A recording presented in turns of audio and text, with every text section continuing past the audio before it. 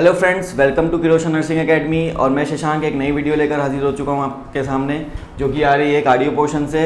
आज हम बात करेंगे एंजाइना पेक्टोरिस के बारे में। तो आइए देख लेते हैं जल्दी से एंजाइना पेक्टोरिस में क्या है, किसको बोलते हैं और उसके क्या क्या फीचर्स होते हैं और कैसे मैनेजमेंट है उसका। सबसे पहले देखेंगे डेफिनेशन।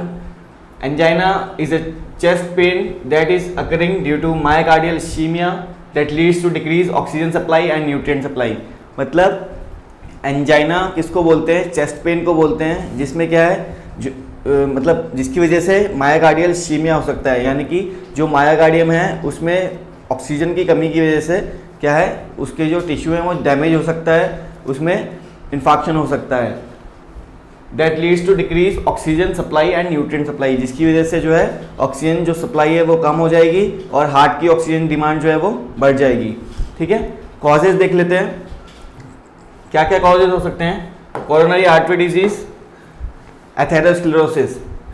एथेरोस्क्लेरोसिस मैंने आपको जब मैं CAD पढ़ा रहा था तब भी बताया था कि प्लेग फॉर्मेशन की वजह से, जैसे ये ब्लड वेसल है और प्लेग फॉर्मेशन की वजह से जो है वेसल्स का जो साइज़ है वो नैरो हो जाता है, जिसकी वजह से प्रॉपर ऑक्सीजन सप्लाई, जो ब्लड सप्लाई है, जो हमारा ब्लड सेल्स हैं वो जब फ्लो करते हैं तो प्रॉपर ऑक्सीजन सप्लाई नहीं पहुंच पाती हार्ट तक, प्रॉपर ब्लड फ्लो नहीं पहुंच पाता हार्ट तक, जिसकी वजह से क्या है हार्ट फेलियर या हार्ट अटैक होने के चांसेस होते हैं और उसी की वजह से जो है वो पेन कॉज होता है, एंजाइना कॉज होता है। नेक्स्ट जो ऑप्शन है हमारा वेसोस्पाज्म, उसमें क्या है वेसल्स, जो वेसल्स होती हैं उनकी नैरोइंग, मतलब कि जैसे नॉर्मल वेसल है तो वेसल की नैरोइंग हो जाती है, जिसकी वजह से जो डायमीटर है वेसल का वो कम हो जाता है और प्रॉपर ब्लड सप्लाई नहीं पहुंच पाती, न्यूट्रिएंट सप्लाई नहीं पहुंच पाती हार्ट तक, जिसकी वजह से पेन हो सकता है। If demand is more than supply, मतलब कि जब हार्ट की जो डिमांड है ऑक्सीजन की वो ज़्यादा हो और सप्लाई जो है वो कम हो, तब भी पेन कॉज होगा ही होगा। ठीक है, तो ये कुछ कॉजेज थे और डेफिनेशन थी एंजाइना की।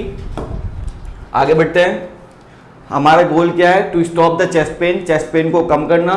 To maintain balance between supply and demand, मतलब कि जितनी डिमांड है उतनी ही सप्लाई ऑक्सीजन की और ब्लड की होनी चाहिए, नहीं तो उसकी अगर डिमांड ज़्यादा है और सप्लाई कम है तो पेन ऑटोमेटिकली कॉज होगा। ठीक है, to prevent further attack and MI, इसकी वजह से क्या हो सकता है, कुछ ब्लॉकेज भी हो सकती है एथेरोस्क्लेरोसिस की वजह से, या फिर वेसोस्पाज्म की वजह से ब्लॉकेज हो सकती है और मायोकार्डियल इन्फेक्शन हो सकता है, इश्कीमिया हो सकता है और हार्ट अटैक भी हो सकता है। क्लिनिकल मैनिफेस्टेशंस की बात करते हैं फ्रेंड्स। चेस्ट पेन देखने को मिलेगा। चेस्ट पेन का नेचर कैसा होगा? स्क्वीजिंग पेन, क्रशिंग पेन देखने को मिलेगा। जैसे कि सपोज फॉर एग्जाम्पल कोई बड़ा सा पत्थर आपकी छाती पे किसी ने रख दिया हो और फुलनेस महसूस होएगी कि मतलब इतना भारीपन महसूस होगा छाती में। ठीक है, तो nature of pain, crushing, squeezing, pressure radiate to jaw and shoulder and arm and back, मतलब और जो वो पेन है वो रेडिएट हो सकता है जॉ में, आपके शोल्डर में और हाथ में रेडिएट हो सकता है। वो जो पेन है, स्क्वीजिंग पेन है, वो रेडिएट हो सकता है jaw, shoulder, arm and back. Pain intensity does not affected by breathing time less than 5 minutes. Pain is relieved by rest and anti tablets या नाइट्रोग्लिसरीन। तो जो पेन है वो रिलीव हो जाता है रेस्ट से। जब भी चेस्ट पेन अकर होएगा, जब भी चेस्ट पेन होगा तो अगर रेस्ट प्रोवाइड कराएंगे और एंटी टैबलेट्स लेंगे तो उससे पेन जो है वो रिलीव हो जाता है। इस तरीके का पेन होता है। नेक्स्ट पैल्पिटेशन देखने को मिल सकते हैं, टैकीकार्डिया देखने को मिल सकता है। ऑब्वियसली टैकीकार्डिया देखने को मिलेगा, क्यों? क्योंकि जब ऑक्सीजन डिमांड, जब हार्ट की जो डिमांड है, ऑक्सीजन डिमांड जो है वो ज़्यादा होगी, ऑक्सीजन डिमांड, तो हार्ट को ज़्यादा ब्लड चाहिए ताकि वो अपनी ऑक्सीजन डिमांड पूरी कर सके, इसलिए वो जल्दी जल्दी पंप करेगा। डिस्निया हो सकता है, मैंने बताया आपको कि ब्रीदिंग डिफ़िकल्टी हो सकती है और चेस्ट फुलनेस होएगी, एक स्क्वीजिंग टाइप क्रशिंग पेन होगा चेस्ट में कि ऐसा लगेगा कि कोई छाती पे आपकी बैठ गया है। ठीक है, और कूल एंड पेलर एक्सट्रीमिटी, हाथ पैर ठंडे पड़ सकते हैं। ठीक है, आगे बढ़ते हैं। टाइप्स ऑफ एंजाइना बहुत इंपॉर्टेंट है, तो टाइप्स की बात कर लेते हैं एंजाइना के। सबसे पहले है stable angina. Stable angina is also known as exertion angina. Exertion angina क्यों बोलते हैं? क्योंकि ये इस टाइप का एंजाइना है कि किसी भी फिजिकल एक्सर्शन की वजह से या प्रेडिक्टेबल एक्सर्शन की वजह से जो है ये चेस्ट पेन अकर होता है। It occur with predictable exertion and it is relieved by rest and nitroglycerin. मतलब जब ये किसी फिजिकल एक्सर्शन की वजह से अकर होगा चेस्ट पेन, कोई एक्टिविटी कर रहे होंगे या कोई एक्सर्शन की वजह से ये पेन अकर होगा स्टेबल एंजाइना, और जैसे ही रेस्ट करेंगे या नाइट्रोग्लिसरीन टैबलेट्स लेंगे तो पेन ठीक भी हो जाएगा, इसलिए इसको स्टेबल एंजाइना बोला जाता है।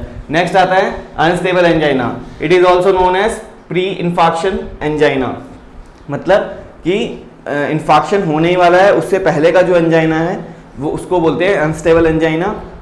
It occur with unpredictable exertion, मतलब कि कोई फिजिकल एक्टिविटी नहीं कर रहे थे, कोई एक्सर्शन नहीं था, एट रेस्ट ही था पेशेंट, फिर भी उसको जो है चेस्ट पेन हुआ और it is not relieve by rest and NTG. और ये ऐसा एंजाइना है जो रेस्ट से और एंटीजी से ठीक नहीं होता। ठीक है, नेक्स्ट आगे बढ़ते हैं। नेक्स्ट टाइप का एंजाइना वेरिएंट एंजाइना। तो variant angina is also known as Prinzmetal angina. इसको प्रिंस मेटल एंजाइना भी बोलते हैं, वेरिएंट एंजाइना को। और इसमें क्या होता है? It occurs due to vasospasm. Vasospasm की वजह से जो है वो इस टाइप का एंजाइना देखने को मिल सकता है। इसको वेरिएंट एंजाइना बोलते हैं। वेरिएंट एंजाइना को याद करने का तरीका मैं आपको बताता हूँ। वी से वेरिएंट और वी से वेजोस्पाज्म। ठीक है, वी से वेरिएंट और वी से वेजोस्पाज्म। तो वेजोस्पाज्म जैसे मैंने आपको बताया कि नैरोइंग ऑफ वेसल्स, नॉर्मल जो वेसल का साइज होता है उससे और कम हो जाता है, जिसकी वजह से जो है वो प्रॉपर ब्लड सप्लाई और ऑक्सीजन सप्लाई नहीं पहुंच पाती हार्ट तक। इसकी वजह से जो पेन है वो अकर होता है। तो ईसीजी चेंजेस में देख सकते हैं वेरिएंट एंजाइना में कि एसटी सेगमेंट एलिवेशन देखने को मिल सकता है। ये इसका जो है क्लासिफिकेशन साइन है। नेक्स्ट टाइप का एंजाइना देखते हैं intractable angina. Intractable angina also known as chronic angina. जो ये लास्ट टाइप का एंजाइना है इंट्रैक्टेबल एंजाइना, इसको क्रॉनिक एंजाइना बोलते हैं। और ये रिस्पॉन्ड नहीं करता किसी ट्रीटमेंट को। ठीक है, it is not responding to any treatment, मतलब किसी भी ट्रीटमेंट से ये ठीक नहीं होता, रिस्पॉन्ड नहीं करता। नेक्स्ट देखते हैं डायग्नोसिस। तो डायग्नोसिस में सबसे पहले प्रायोरिटी होती है कि हमें 12 लीड, ऐसा कोई पेशेंट आता है एंजाइना के साथ, तो सबसे पहले ईसीजी करनी है 12 lead ECG with in 10 minutes of time. मतलब कि ये एक प्रायोरिटी होती है कि पेशेंट के 10 मिनट के अंदर अंदर हमें ईसीजी निकालना होता है। ऐसी कंप्लेंट के साथ अगर पेशेंट है, चेस्ट पेन की कंप्लेंट के साथ आए, तो it is the priority, it should be perform within 10 minutes of patient arrival to hospital. ठीक है, तो आगे देखते हैं अगला डायग्नोस्टिक टेस्ट कार्डिक एंजाइम्स। मैंने जैसे आपको बताया था कि कोई भी कार्डिक इवेंट होता है तो कार्डिक एंजाइम्स जो होते हैं वो रिलीज होते हैं ब्लड में, और लेकिन वो कुछ ड्यूरेशन के लिए उनका राइज टाइम और डिक्लाइन टाइम होता है, तो वो कुछ ड्यूरेशन के लिए मिलते हैं और उसके बाद एब्सेंट रहते हैं। It will be absent. Next stress test to detect CAD. तो स्ट्रेस टेस्ट जैसे ट्रीटमेंट टेस्ट है उसमें हम सीएडी को डिटेक्ट कर सकते हैं। ठीक है, कोरोनरी आर्टरी डिजीज तो नहीं है कॉज इसका, चेस्ट पेन का कॉज जो है वो कोरोनरी आर्टरी डिजीज तो नहीं है, या एथेरोस्क्लेरोसिस तो नहीं है, तो इसको हम डिटेक्ट कर सकते हैं स्ट्रेस टेस्ट के द्वारा। Next cardiac catheterisation. तो कार्डिक कैथेटराइजेशन हम करके देख सकते हैं, चाहे वो हम कोई रेडियो एक्टिव सब्सटेंस डाल के देख सकते हैं जैसे थैलियम और टेक्नीडियम, उसको डाल के भी देख सकते हैं कि कहीं वेसल्स में नैरोइंग तो नहीं है, या जो टिश्यू है उसमें इन्फेक्शन तो नहीं है, तो उससे कार्डिक कैथेटराइजेशन से हम ये सब चीज़ें पता लगा सकते हैं। आगे बढ़ते हैं। नेक्स्ट है मैनेजमेंट। तो इनिशियल मैनेजमेंट, जैसे आप सपोज रास्ते में देख लेते हो कोई पेशेंट आपको दिखाई देता है, तो उसमें क्या है, अगर वो पेशेंट चेस्ट कंप्लेंट करता है, चेस्ट पेन की कंप्लेंट करता है, तो सबसे पहली प्रायोरिटी है कि उसको रेस्ट दीजिए, उसको एक्सर्शन मत दीजिए और उसको चलाइए मत फर्दर कि आप चल के जाओ या फिर आप चल के अपने घर तक चले जाओ, ऐसे उसको नहीं बोलना है। आप उसको सबसे पहले रेस्ट प्रोवाइड कराएंगे और उसको फॉलोअर्स पोजीशन देंगे, उसको बैठा देंगे। ठीक है, तो provide rest and followers position, administer oxygen if available. अगर ऑक्सीजन सप्लाई आसपास आपके है तो उसको ऑक्सीजन सप्लाई दे सकते हैं, उससे क्या है उसका पेन रिलीव हो सकता है। एडमिनिस्टर नाइट्रोग्लिसरीन, अगर उसके पास या आसपास में कहीं मेडिकल स्टोर है तो नाइट्रोग्लिसरीन की टैबलेट्स आती है सॉर्बिट्रेट के नाम से, तो उसको सबलिंगुअली दे सकते हैं, जिससे कि वो जो पेन है वो रिलीव हो जाएगा। Obtain 12 lead ECG and continuously monitor cardiac rhythm. अगर पेशेंट हॉस्पिटल में है तो 12 लीड ईसीजी निकालनी है और मॉनिटर करना है कंटिन्यूसली कि जो डिसरिथमियाज हैं, जो रिदम है वो किस तरह के आ रहे हैं, ठीक है। उससे पता लग सकता है कि किस टाइप का डिसरिथमिया हो रहा है, बेसिकली आइडेंटिफाई कर सकते हैं ईसीजी से। नेक्स्ट देखते हैं कि पेशेंट अगर घर पे है तो उसके लिए क्या क्या इंस्ट्रक्शंस हो सकते हैं। तो अगर पेशेंट घर पे है तो क्या क्या हो सकता है। अगर चेस्ट पेन अकर होता है, अगर चेस्ट पेन घर पर अकर होता है तो क्या करना है, पेशेंट को बोलना है कि आप सबलिंगुअली जो है एंटीजी की टैबलेट्स ले सकते हो और रेस्ट कर सकते हो।